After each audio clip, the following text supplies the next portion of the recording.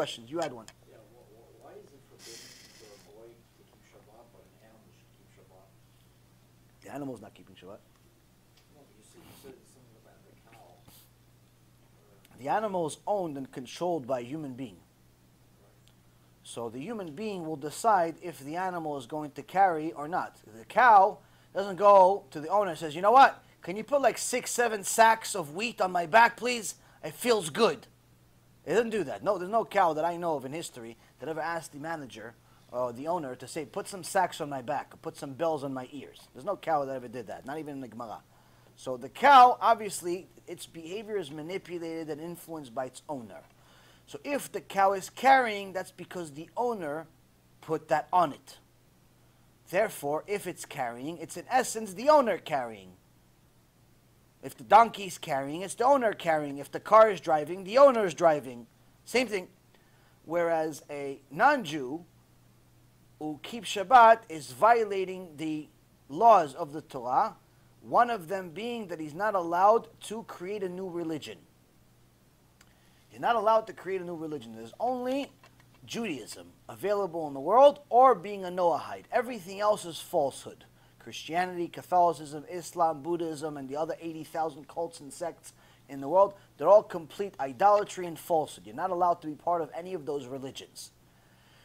Ishtabach Shemo La'ad, each one of us prays to Hashem and thanks every day to Hashem, Shelo Asani Goy. You're supposed to thank Hashem every single day that He didn't make you one of those confused people that lives in one of these wrong sects of religions. Unfortunately, most of us don't even know what it means to be a Jew. That's why we have these shiurim. But either way, when a non-Jew decides to take the Jewish gift, the gift that Hashem Yitbarach gave to Am Yisrael specifically, called Shabbat, and keep it, the Rambam says he is creating a new religion. And creating a new religion is forbidden in the Torah by anybody, for Jew or non-Jew. The second thing is that he's considered a thief. He's considered a thief because he's taking the gift that Hashem specifically gave to Am Yisrael, as the Gemara says, Matana gdola yesh li bet gnazai. Hashem says to Moshe Rabbeinu, I have a big present in my treasure chest. V'Shabbat Shema. And its name is Shabbat. Meaning for who? Brit beni ubenechem. The covenant between me and you. He says in the Torah, the covenant is between me and you. Who is you? You is Am Yisrael. So the gift from the treasure chest from Hashem is for Am Yisrael, not for everybody. If he said for everybody, then everybody can keep Shabbat. But if he said it's beni benechem, it's between me and you, then automatically they're not allowed to keep Shabbat. So by them keeping Shabbat, the Rambam posek la'alacha that it's considered stealing. Now a ben Noach, the Gemara says, a ben Noach dies for even a pruta. Even though he has fewer laws than a Jew, there are 620 laws, 613 from the Torah, 7 from the rabbis.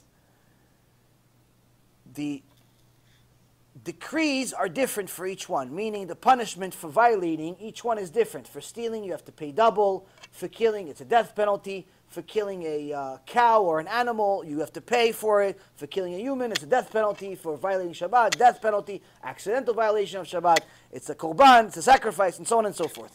But for a Noahide, any of sins, any sin they make, any sin, whether it's stealing or being with a married woman or idolatry or not having a court system, any sin is always death penalty. So them stealing Shabbat is a heavenly death penalty. It's a heavenly death penalty. So anyone that is a Noahide that listens to my shiurim, don't play with fire.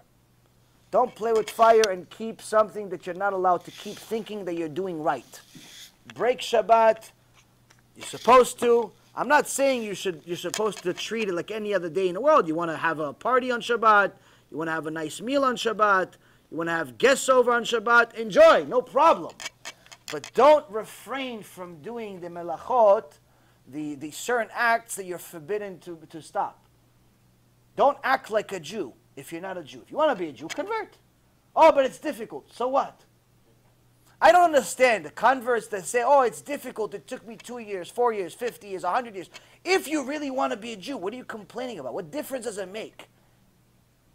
What difference does it make that it takes a long time or that it's difficult? You're going to live this way for the rest of your life.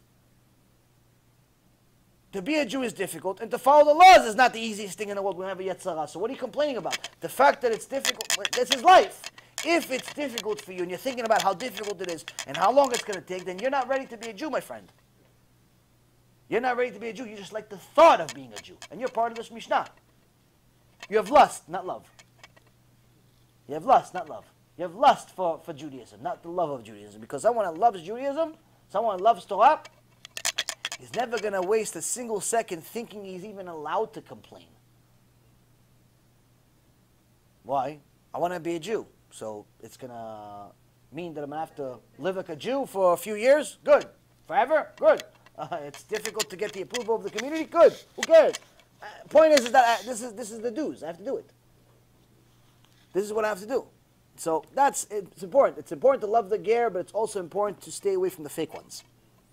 There's plenty of fake ones. There's plenty of them that are converting for money or for marriage or things like that. You have to stay away from fake ones. Next question. Yeah.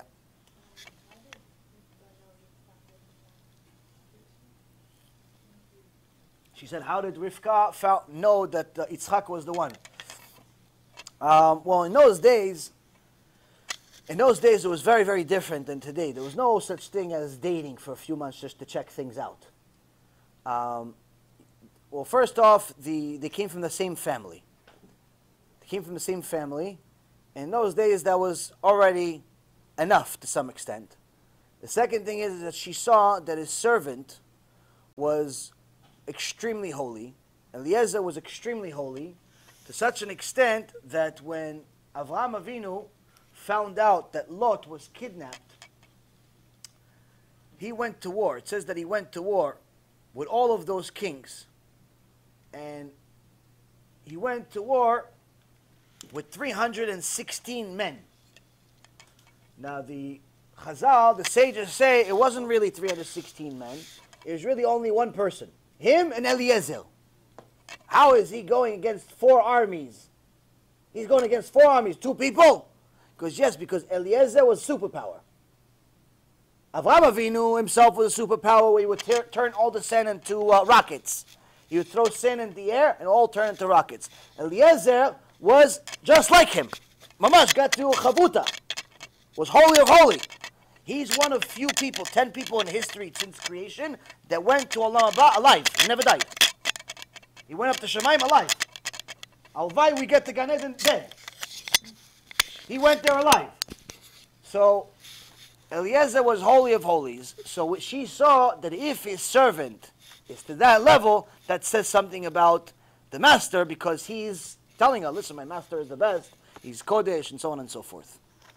So that's another sign. You are who your friends are in many cases.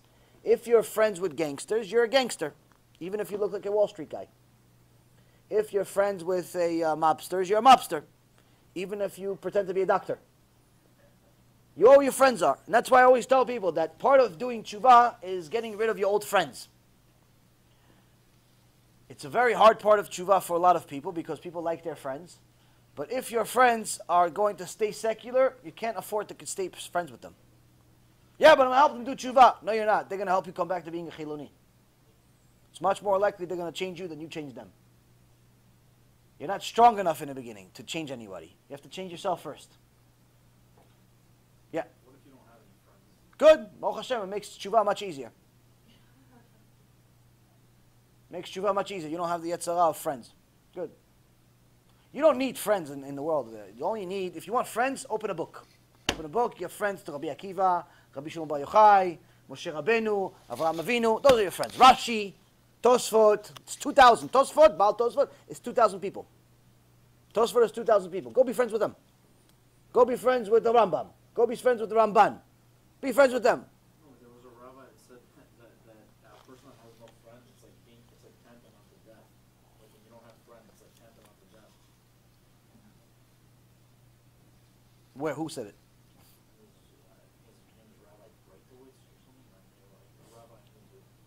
His definition of friends is different than yours. Definition of friend is somebody that rebukes you. Somebody that tells you the truth, regardless of if it hurts. Somebody that you learn with. Somebody that tells you what the truth of Torah is. Not friends that you go to the movies with. Not friends that you make sins of karet with. Not friends that you have a beer with. Friends are people that you learn Torah with. People that you learn Torah with, you can find in every Bet Midrash. Your definition of friends is somebody you can go hang out with and chit-chat with. That's not a friend. That's just somebody to waste your life with. A friend, according to the Torah, is somebody that's going to tell you the truth even when it hurts. Is someone that's going to rebuke you. And most importantly, someone that you can learn Torah and get to the truth with. That you can find in every single Bet Midrash, even if you don't know their name. They learn, sit next to them, and say, okay, what are you learning? I'll learn with you. Friend. Friends. You want to make, after a few sessions, you can start doing signs, best friends forever. You know? Point is, Rabotai, real friends are going to help you grow spiritually, not help you grow with sins. So if you're still looking for people that are going to help you grow with sins, then Hashem is trying to help you by not giving you them. Yeah. In a situation like you found in which like the statement that Okay. very short word, Ken. short statement, Ken. and then the whole problem starts from that. Ken. We heard from our others last week before that really the watch of what we do the timing for speaking extra words. Ken. The famous thing that Torah does not contain any extra words. Ken. So wouldn't it be that sometimes it's necessary to speak in a way that is very deliberate in order to get the point out to prevent this kind of situation? Well, that means you attended the class that we had about a year and a half ago, where the Mishnah in Avot says, Chachamim tiz'aru b'divrechem. Chachamim, be careful with your words. Because if you're not careful with your words, if you use too many words or too little words, your students, instead of going to Olam Haba, they can go to Gehinom instead. That's what happened to Antigonos Isocho. Two of his students started the Reform and Conservative of those days, the Sadducees and the Sadducees, because they misunderstood Antigonos. They misunderstood him when he said you shouldn't serve Hashem for a reward. You should serve him because you love him. You can serve him because you have to. And what they say, oh, don't serve him for a reward. Oh, so he probably just means that there's no reward. If there's no reward, why? I don't want to be religious. So they misunderstood him. And he didn't elaborate, and that's what happened. So that's 100% right. Yes, on one end, a Chacham is obligated to make sure that his audience understands what he says. At the same token, a Chacham that has humility will usually assume that his audience understands a lot more than they do. Especially if the Chacham is talking to another Chacham. So Rabbi Yochanan viewed Resh Lakish as the same level as him, if not even better than him. Because he was a Baal Tshuva. So he never felt the need to elaborate, because he's like, Chacham, I don't need to explain to him that's what I mean. Of course he understands. Why would he ever think that I'm making a sin? Why would he ever think that I'm making a sin against him nonetheless? I love him. I gave him my sister to marry. What else? What other proof do you want? So he never understood it. And then obviously, one thing led to the other. Things got emotional, and such is, unfortunately, the sad story. The point is, Rabotai, is that, yes, it's an obligation for every single speaker to make sure that his audience not only can take something home from what he said, but they actually understand the right pshat. They understand the right meaning. This is why it's very sad. Funny, but sad. It's like a sad type of funny type of sad. To me, when people make fun of people that learn from Art Scroll, for example. I've talked about this before, so I won't to elaborate too much. But one keyboard warrior made a comment recently. He didn't like one of the things that I said in one of the videos. He said, you shouldn't even be allowed to talk until you don't learn anymore from Art Scroll. So, because Art Scroll is a type of Gemara that is gives you a lot of commentary and is, you can say, easier to understand the basics than the traditional Gemara. because it gives you all of the material in an organized way versus you having to look for it to the same extent. Still, there's an endless amount to learn beyond it, but it's easier to arrive at the basic truth using Art Scroll than it is not using it. So the point is that people that are against Baalei Tshuva or think of themselves as better than everybody else, they have a huge ego, so even if they learn Torah, their Torah is worth nothing. Actually, the Gemara Masechet Moed Katan says you're not even allowed to learn from them. A person that has big pride, you're not allowed to learn from them. But they didn't read that part because they're too busy making comments against other people. So it's sad to me. It's sad to me that people think like this, because in today's generation, the vast majority of people do not even keep the basic level of mitzvot. Let alone the vast majority of people do not learn Torah at all. And even the ones that do learn Torah, many of them do not have the ability to arrive at the correct truth, the correct pshat on their own, without using the very close guidance of a real Talmid Chacham. Meaning that Hashem allowed Art Scroll to come to the world because of them, because of us, because we are not able to arrive at the correct truth on our own. Them studying the Gemara on their own, the traditional Gemara on their own, is a guarantee failure. That's why they have the audacity to go speak against a public person, without even realizing it's the basic level minimum of sin that they lose their olam haba for. Publicly going against the person, publicly embarrassing another person. So that's the thing. They don't have the basic understanding of the Gemara, but yet they don't realize that it's their ego that's getting in the way. So to me, it's sad because we already have such a tough time finding people to convince to go learn Torah. But now we realize that we have even a bigger problem with the ones that do learn a little bit of Torah. Or at least they say they learn some Torah. They learn some Torah at some point in their life, because we realized that they learned the wrong Torah or something. They learned something else. They called Moshe Rabbeinu, but it's not the same Moshe Rabbeinu. They call Rabbi Akiva, but it's the wrong Rabbi Akiva. It's the Chinese one. It's the one from Singapore. It's not Rabbi Akiva from Am Yisrael. So that's the thing. It's the wrong person. They learn wrong Torah because they arrive at the wrong basic truth. So I think it's important for people to know that the most important part is to arrive at the correct truth. Once you arrive at the correct truth, the correct basic level of truth, then you build on it. If you have the tools, if you have the inclination, and of course if you have the siyat dishmaya.